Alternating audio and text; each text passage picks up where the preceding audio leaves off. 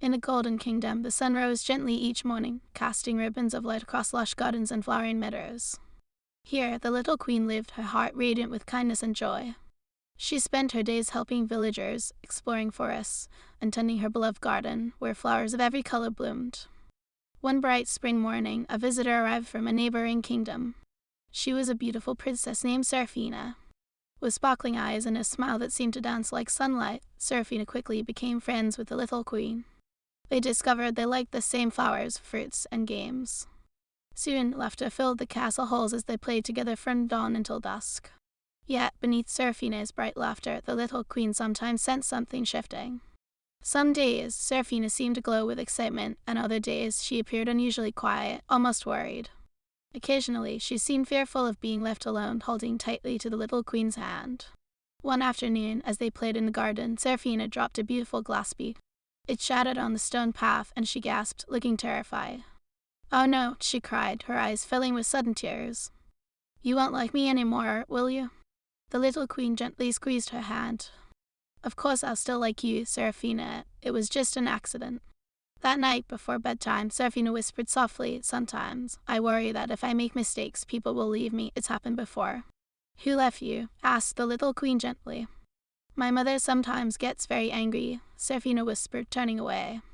"She's usually nice, but sometimes she says things that hurt my heart." As days passed in the Golden Kingdom, the little queen and Princess Seraphina continued their joyful adventures. They explored meadows filled with butterflies, planted vibrant flowers in the garden, and shared secrets beneath the shade of whispering trees.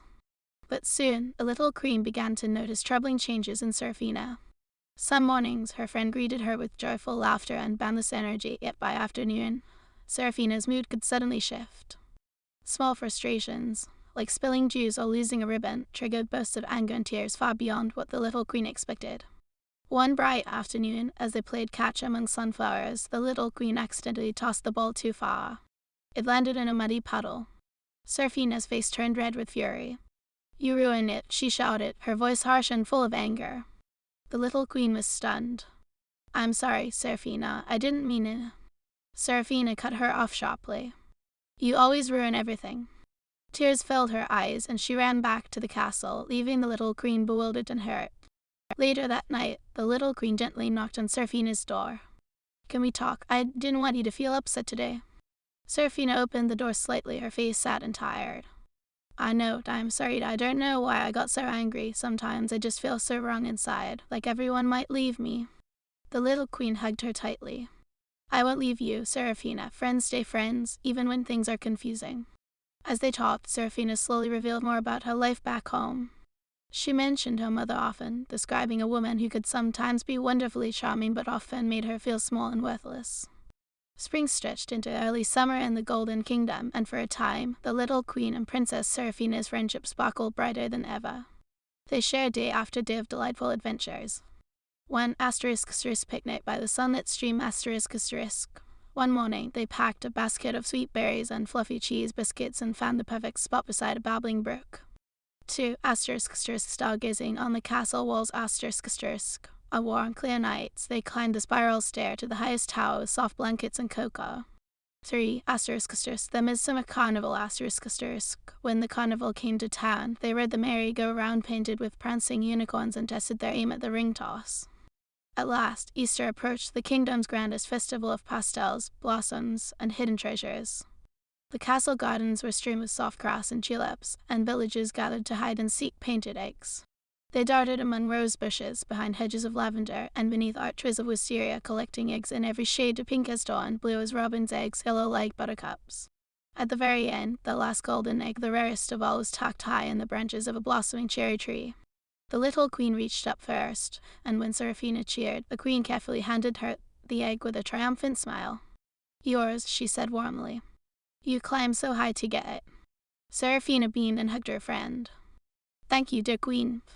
But that evening, Seraphina's mother arrived in the dining hall bearing a tray of sugar pastries and pastel candies. She smiled sweetly at the little queen and praised Seraphina's hunting prowess, but her eyes flickered with something colder. Later, Seraphina confessed to her mother that she felt uneasy. "The little queen, she gave me the golden egg, but some say she only did it to show off. They think she wants to look better than me." Her mother's lips curved into an annoying smile. Sometimes friends boast to feel superior. Watch her closely. One cool morning, as the little queen stood beneath the flowering apple tree in her garden, Seraphina stormed into view, her face red with anger. "You've tricked everyone," she shouted. "You pretend to be kind, but you're cruel." The little queen stepped back, stunned and hurt. "Please, Seraphina, I truly care about you," she whispered. But Seraphina wouldn't listen and shouted more accusations before running away. After Seraphina left, the little queen sat beneath the tree, confused and sorrowful. She wondered why her kindness was mistaken for cruelty, yet she vowed to remain hopeful and kind despite the pain. The kingdom had grown clouded with confusion and mistrust ever since Seraphina and her mother spread lies. Villagers whispered in the streets and avoided the little queen's warm smile. One night, the little queen watched from her tower as Seraphina's mother stole books from the library and scattered rubbish in the streams, blaming it all on the little queen's supposed cruelty. Though deeply saddened, the little queen rose early and spoke kindly to her people. "I know you're angry and confused. Let's look into our hearts and remember the truth of kindness and love." Slowly, villagers remembered her warmth and returned to her side. They helped restore gardens, returned stolen books, and cleansed the streams in acts of forgiveness and unity. Standing in her restored garden, the little queen bowed. "No matter how dark the lies, truth and love will guide us home." Her golden heart glowed more brightly than ever, ready to meet whatever came next.